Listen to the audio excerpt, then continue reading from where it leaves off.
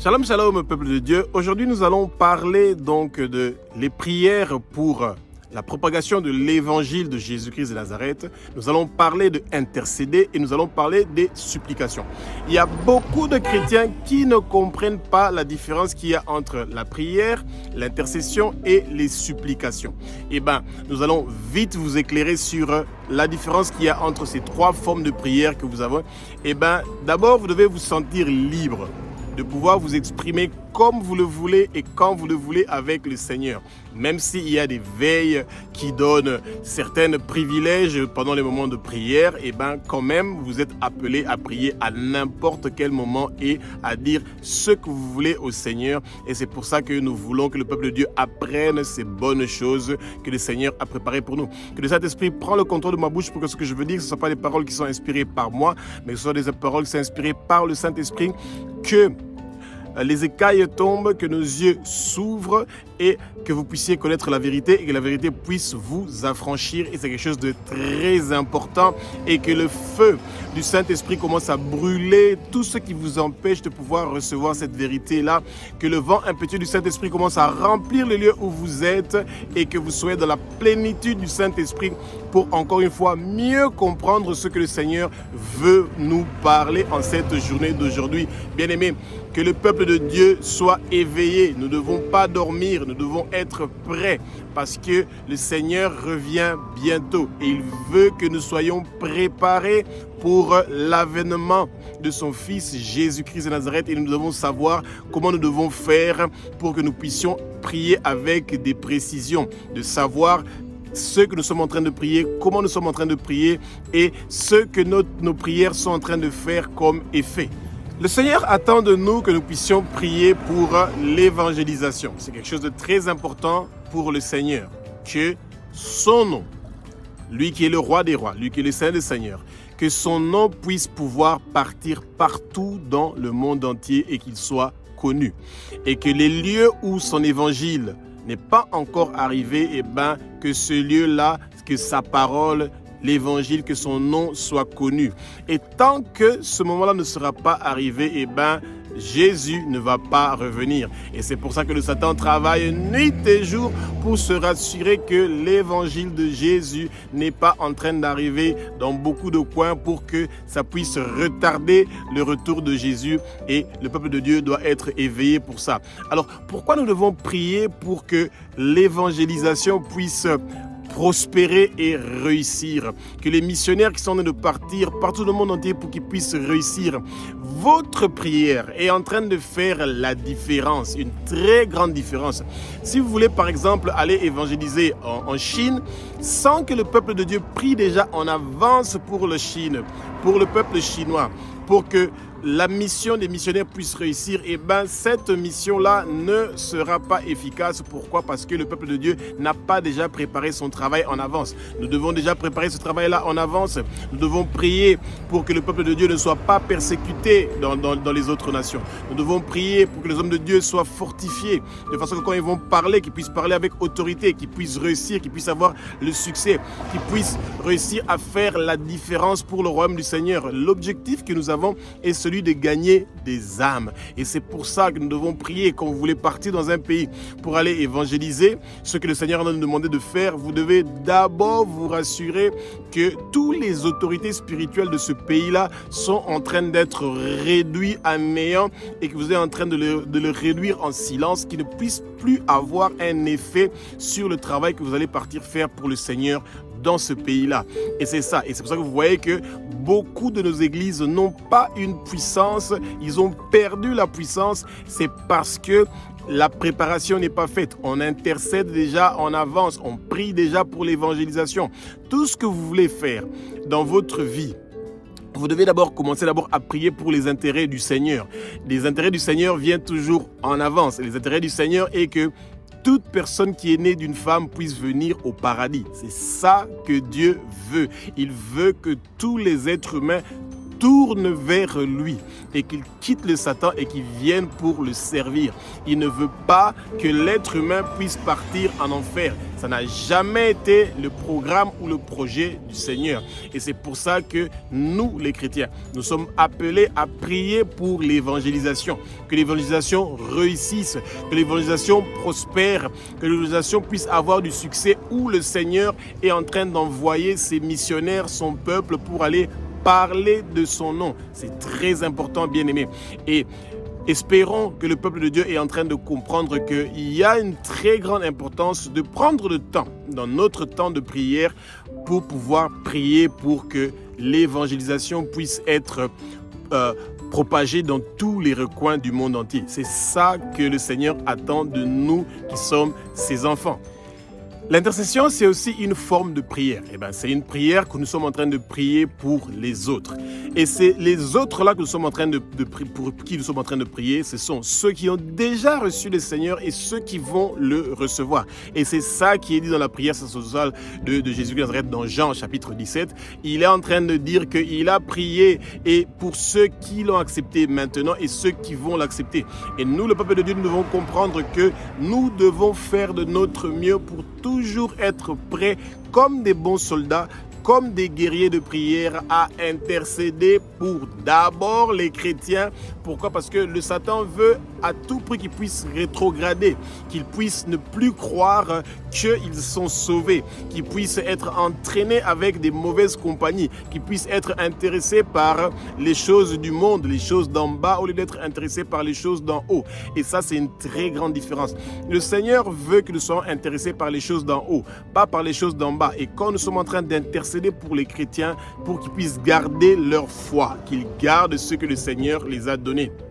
C'est quelque chose de très important. Et ensuite, nous prions aussi pour que ceux qui n'ont pas encore reçu le Seigneur, qui puissent être touchés par chaque parole qui est dite de l'évangile du Seigneur, pour que le peuple de Dieu puisse comprendre. Et c'est pour ça que tous les chrétiens doivent toujours faire de leur mieux pour étudier l'évangile de Matthieu, Marc, Luc et Jean.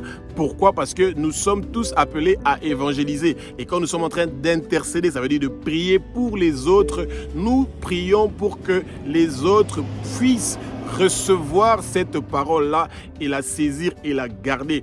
Et que des miracles et des prodiges puissent se faire partout où nous sommes en train de partir. Et ça, c'est très important pour le peuple de Dieu. Et vous pouvez prier pour certains sujets spéciaux. Quand vous voulez, par exemple, aller prêcher à quelqu'un et vous connaissez son nom, vous connaissez sa famille, c'est toujours très sage d'intercéder. C'est ça, la prière pour les autres. Vous priez déjà pour que cette personne-là reçoive le Seigneur.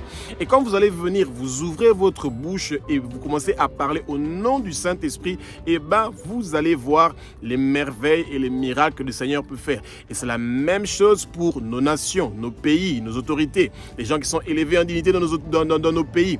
Nous prions déjà pour eux. Si nous voulons avoir la paix, la tranquillité, nous voulons vivre en tranquillité, dans toute piété et honnêteté, nous devons intercéder pour nos pays, pour nos nations, pour les quartiers, les villes où nous habitons, les régions où nous habitons. C'est des choses qui sont très importantes. Et l'intercession est, par excellence, les prières que nous faisons pour les autres. Donc, la prière de l'évangélisation est très importante. Pourquoi? Parce que plus l'évangile est en train d'arriver dans le cœur des gens, c'est une semence qui est plantée dans le cœur des gens et qui les pousse à grandir et à devenir des arbres qui vont donner des fruits dont tout le monde va bénéficier.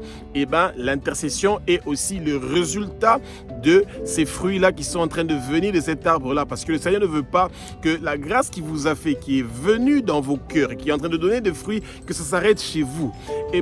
Cette grâce-là doit continuer, elle doit partir à différents endroits. Et c'est ça l'intercession. L'intercession, c'est que la lumière que vous avez reçue du Seigneur, que cette lumière-là continue à se propager partout, qu'il puisse partir où la parole n'est pas encore arrivée et pour que les ténèbres puissent s'éloigner. Que les ténèbres s'éloignent du lieu où vous êtes et que la lumière du Seigneur vienne. Soyez éclairés pour que vous puissiez aussi sentir cette charge-là, ce joug de prier que le Seigneur vous utilise, qu'à travers vous, que d'autres gens puissent connaître la vérité et qu'ils puissent se préparer pour le retour du Mashiach. Et c'est quelque chose qui est très important pour le royaume du Seigneur. La troisième catégorie des prières que nous faisons, ce sont les supplications. Eh bien, les supplications, ce sont des prières individuelles que nous faisons. C'est ça la prière que vous faites pour vous-même. Et c'est l'une des formes de prière que beaucoup de chrétiens sont en train d'adopter. Ils prient beaucoup pour eux-mêmes. Ils ne prient pas pour le business du Seigneur. Ils ne prient pas pour l'évangélisation. Ils ne prient pas pour que le peuple de Dieu puisse venir dans le royaume de Dieu et qu'il quitte les ténèbres. Ils prient plus pour le je. C'est pas interdit. Il n'y a aucun souci de faire des supplications. Mais les supplications, ce sont des prières que vous faites pour vos propres besoins. Vous faites des supplications pour vous. Vous priez pour vous.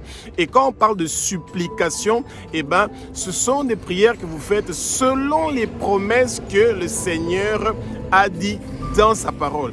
Et comment vous pouvez faire des supplications, donc de prier pour vous-même, quand vous n'avez pas compris ce qui se trouve dans la parole? Vous devez d'abord étudier la parole, comprendre ce qui est dans la Bible, et ensuite, vous pouvez utiliser ces paroles qu'il y a dans la Bible pour pouvoir être édifié et pouvoir utiliser ça dans votre prière.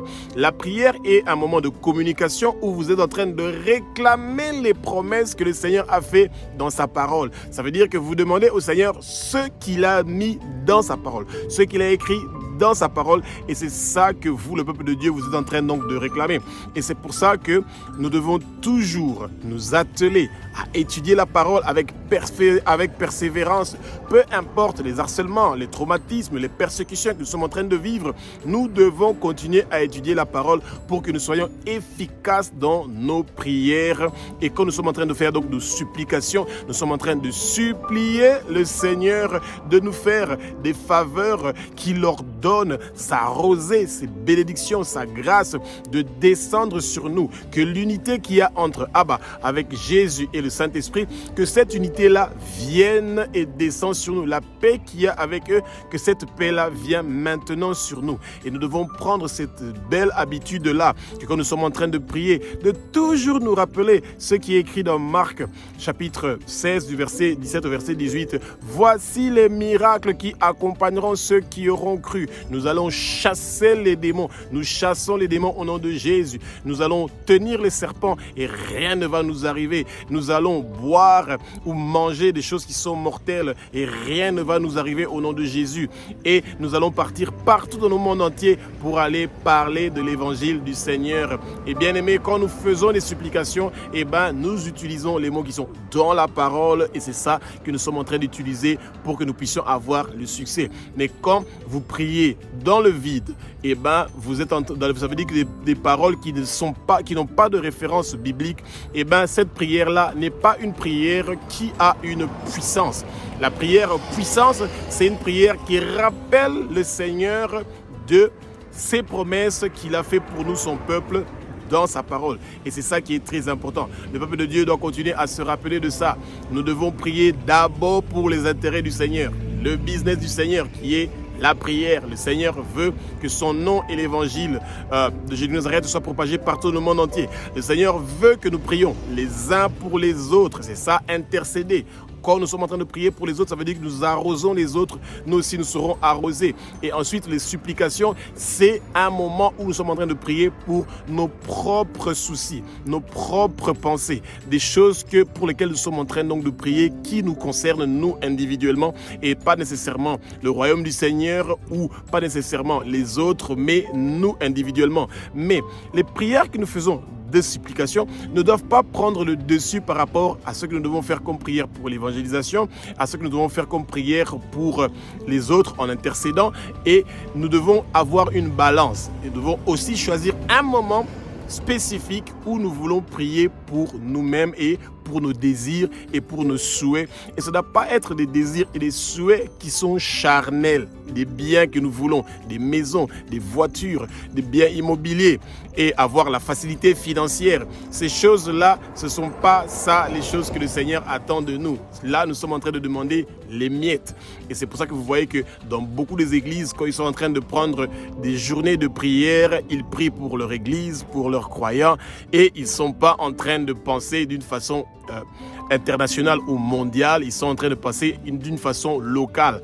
Beaucoup de séances de prière qui sont organisées dans nos églises sont intéressées seulement par les problèmes locaux, ce que l'église est en train de subir. Cette église-là spécifiquement, même pas ce que leur pays est en train de connaître. Donc le peuple de Dieu doit se rappeler que dans toute chose que nous sommes en train de faire dans la vie, nous devons d'abord penser aux intérêts du Seigneur avant de penser à nos propres intérêts. Et c'est pour ça que beaucoup de prières que les chrétiens font, ils ne reçoivent pas de réponse ou leurs prières ne sont pas puissantes parce que ces prières-là leur concernent seulement eux et leurs intérêts et pas les intérêts du Père. Quand Salomon était avec le Seigneur et qu'il lui a dit « Tu peux demander toute chose que tu veux », Salomon a dit « Dieu, tu m'as donné une grande nation. Maintenant, donne-moi une sagesse pour que je puisse savoir comment je vais faire pour diriger cette nation-là. » Cette prière-là est une des prières par excellence que le peuple de Dieu devrait au fait connaître. Que le Seigneur nous a donné une grande nation de 10 milliards de personnes. Et qu'aujourd'hui, nous avons moins de 1 milliard de personnes qui ont reçu l'évangile de Jésus. Mais au lieu que nous nous occupons du business du Père, parce qu'il y a 9 milliards de personnes qui n'ont pas encore reçu Jésus, nous sommes seulement occupés à prier « Je veux une voiture, je veux une maison, je veux le mariage, je veux le voyage, je veux le visa ». Et au moment où nous sommes en train de prier toutes ces choses-là, nous oublions qu'il y a 9 milliards de personnes qui sont sur le boulevard de partir en enfer et nous voulons éviter ça à tout prix. Nous voulons que le peuple de Dieu puisse venir vers Jésus. Celui qui a versé son sang sur la croix de Golgotha, le roi des rois, le seigneur des seigneurs. Il est l'alpha et l'oméga, le commencement et la fin. Celui qui était, qui est, qui sera. Et il n'y a aucun plaisir qui est mieux et meilleur que de prier, d'intercéder pour les intérêts du Seigneur, celui de sauver le peuple. Toute personne qui est née d'une femme est l'ennemi du Satan. Le Satan veut que tu coules. Il ne veut pas que tu réussis. Il ne veut pas que tu prospères. Il ne veut pas que tu connaisses la vérité. Il veut que quand tu vas mourir, qu'il soit content que tu seras avec lui en enfer. Lui, il a déjà été décidé qu'il partira d'office en enfer. Mais toi, tant que tu es vivant, tu as encore ce pouvoir-là de pouvoir partir vers le Seigneur. Et c'est ça qui est merveilleux. Et peuple de Dieu, nous devons nous rappeler que le Seigneur veut que nous nous occupions de son business. Il veut que nous nous occupions de son peuple. Il veut que nous soyons en train d'intercéder pour que sa mission puisse réussir.